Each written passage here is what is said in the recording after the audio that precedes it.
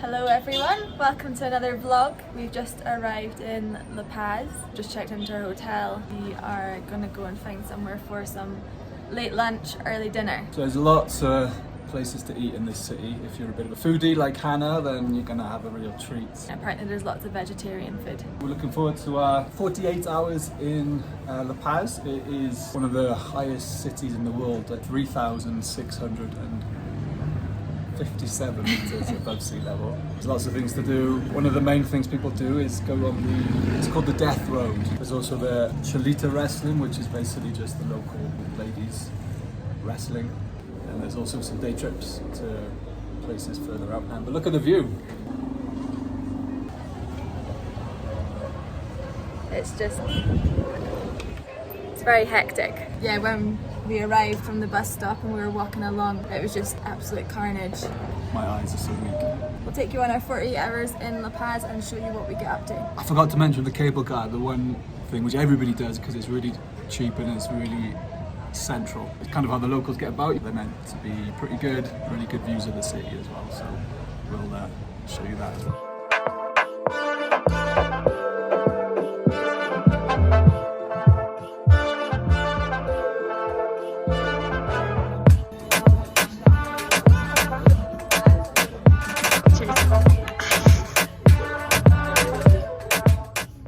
How is it? Whiskey sours, yeah, it's good. My favourite cocktail, I always have it when I'm out. That's a lie, he just said, what is this when it arrived? Sounds lovely. If you want a nice cocktail in La Paz, come to the Carrot Tree. Happy hour though, 2 for 50, which is two for less, £2.50 each. with a nice rooftop bar. Can't complain. So what have you got, Alex? Banana, potato and tongue. Not tongue. And I got ravioli. I think it's like a traditional Bolivian dish, but the name is so long I can't remember it or probably pronounce it correct, even if I did remember it. But yeah, it's good. So we've just had food at the Carrot Tree, a nice little haven away from the hustle and bustle of La Paz. Although walking down this street you wouldn't think it's hustle and bustle. Literally you take a Quiet. on the left or right street and it's chaos. Like vendors on either side, there's no pavement, there's traffic everywhere. It smells. So I just think if you go off this odd little street, there's not that much traffic apart from this one car. Good morning. Good morning. This is our first full day in La Paz. We're just gonna go out and check out the Witches Market, go and get some brunch. We found a nice cafe that does like healthy bowls and stuff, so I think we're craving some healthy food that we'll go check that out. It's called La Grosseria. It's got a little balcony so you can sit and watch the world go by. Maybe go in the cable cars. And there's also a cool street or couple of streets area called Jaen, J-A-E-N, and it's kind of all the colonial buildings which meant to look quite nice, so we'll check them out. A lot of the rest of the city looks a bit like brick and quite repetitive.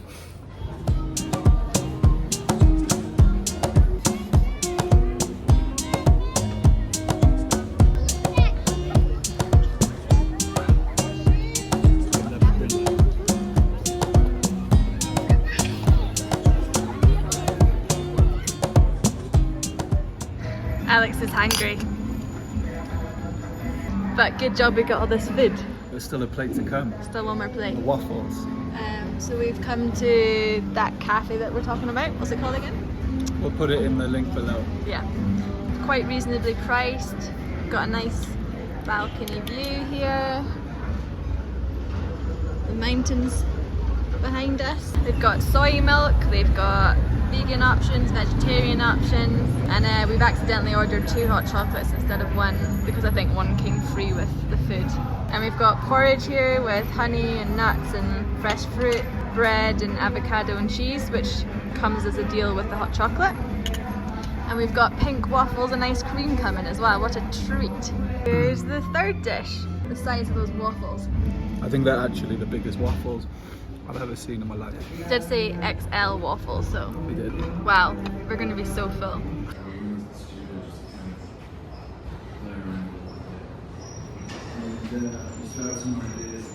Now we've come to, how do you pronounce it? JN?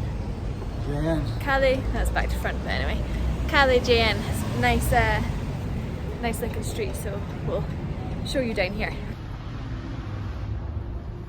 Hello doggies.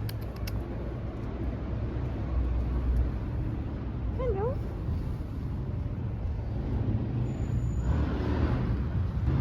The street dates back to the early days, lined with museums. I think they're all shut now because we're here a bit later, but that's fine. We don't like museums. You can go and watch these ladies.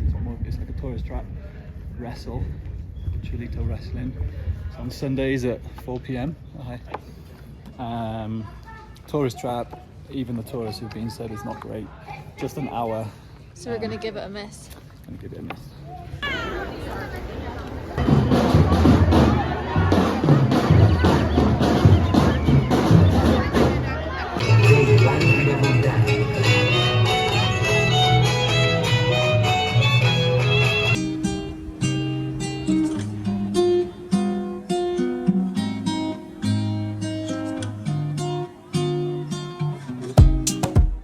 So we walked down this street last night, but I think it is the witches' market.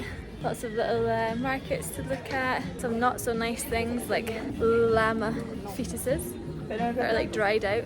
But we're now heading to the cable car. Oh! Oh, my amigo. Oh! Someone just fell over. Yeah, the purple one. What's through there? What's through there? Look, follow us.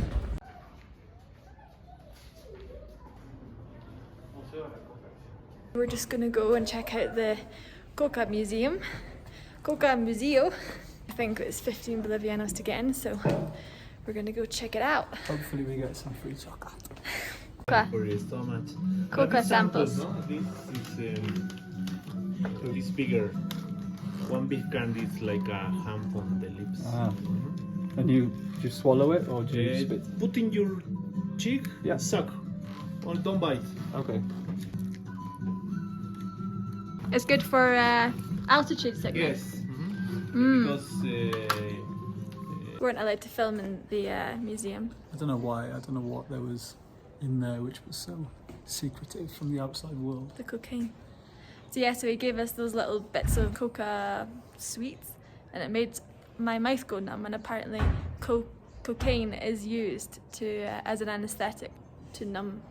So that's what happened. And also, what else did we learn? That Coca-Cola is made from coca leaves. Originally, there was cocaine in it.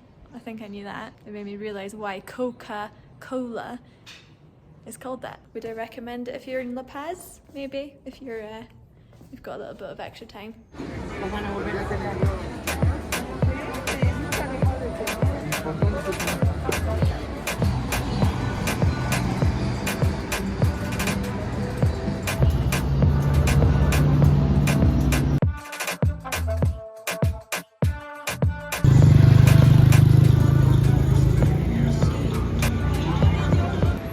Central Market sells everything for everybody, everywhere.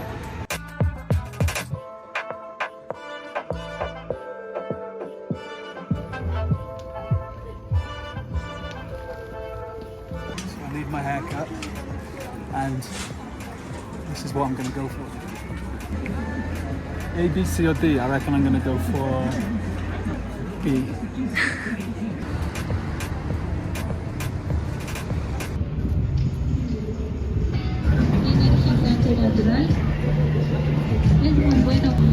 Mask's on. Go. We're going here. So we're just on our way up the purple line. Don't know really where it takes us, it's just the first one we saw. Paid about 50p per person, so like 3 Bolivianos or something. But it's really modern. I think it's won awards for it being good.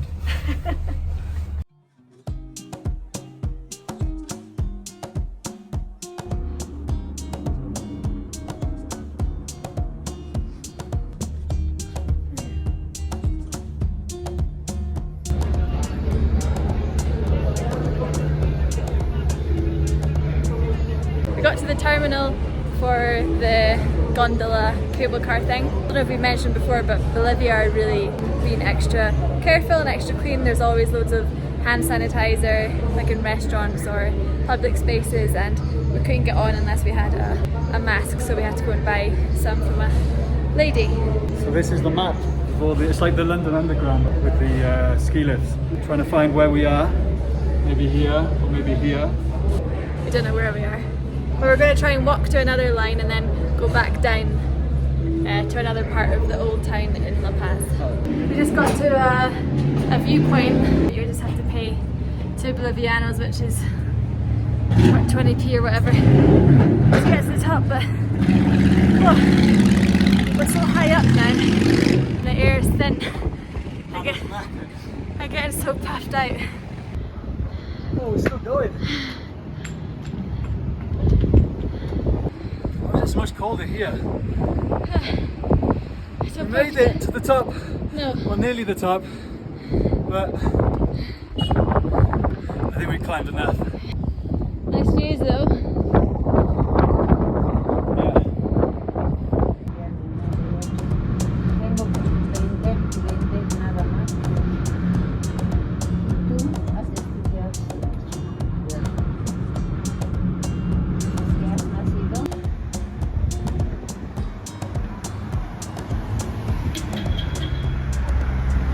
So there's a prison in the city centre of La Paz, which is just behind us here. Apparently a few years ago it was such a big tourist trap for people to come here. It was actually in the Lonely Planet guide of must-dos in La Paz. I think it was a British prisoner who was an inmate there. He started making money out of it by kind of bribing the guards to let people in, and the people who came in would pay him money, and then he would make more money than what he was paying the guards. Tourists were getting stuck in the prison, being told that they can't leave unless they cough up $200 or whatever. It started getting a bit of a bad rep, and then I think it all got ended, didn't it?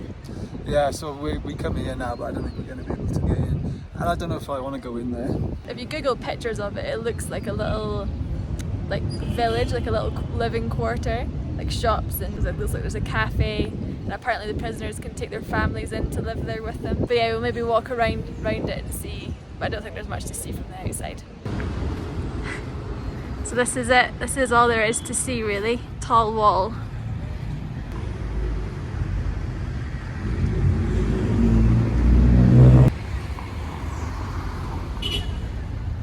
So we just did a loop round the outside of the prison, and we just sat back down in the Plaza Square, and a couple came out to us and said, "Oh, don't suppose you're waiting for Crazy Dave?" And we were like, "No, who's Crazy Dave?" Apparently Crazy Dave does do tours inside the prison. Apparently you just give him a couple of dollars, he takes you in, he halves his tips with the prison guards, but Crazy Dave apparently hasn't appeared in the square today. Like he's here about 1 o'clock every day. Yeah, there's like a poster, we'll show you a poster, which this couple just showed us, of his tours. He was in the prison for 16 years. He's out now, and he's homeless in La Paz, but he's just making a bit of cash. He's from New York, now homeless in La Paz. It's all hearsay, but... We'll keep an eye out for Crazy Dave. We'll let you know if we see him.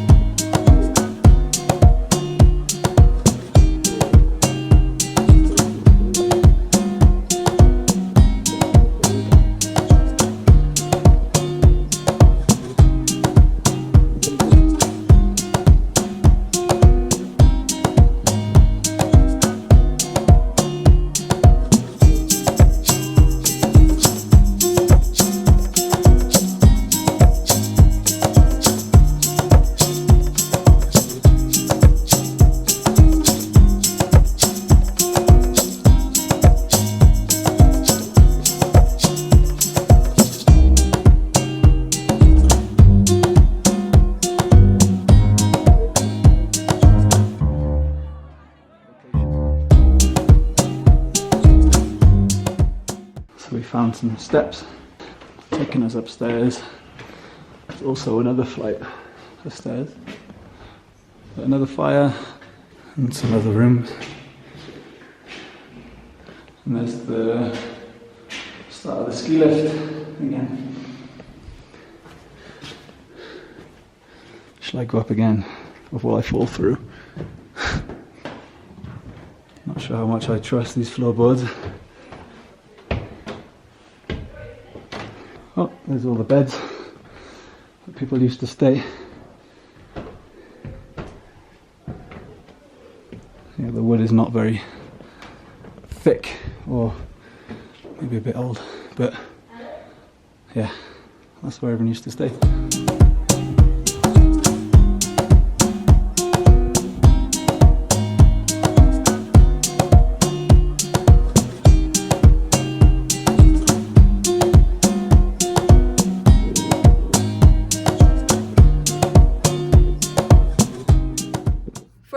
In the pads, we felt like it was probably enough, but I guess if you want to do Death Road or another tour, then you could probably spend another day or two here. For us, it's plenty because we don't really like too much of a busy place. Prefer a beach. That's where we're going tomorrow. We're going to go to Copacabana, and not the Copacabana you're thinking of in Brazil. The one we're talking about is in Bolivia. Get an early bus there. Yeah, we've enjoyed our time in La Paz, like Hannah said. I think 3 nights is enough. We're looking forward to going to Copacabana tomorrow. So that'll be the next vlog. See you there. Bye.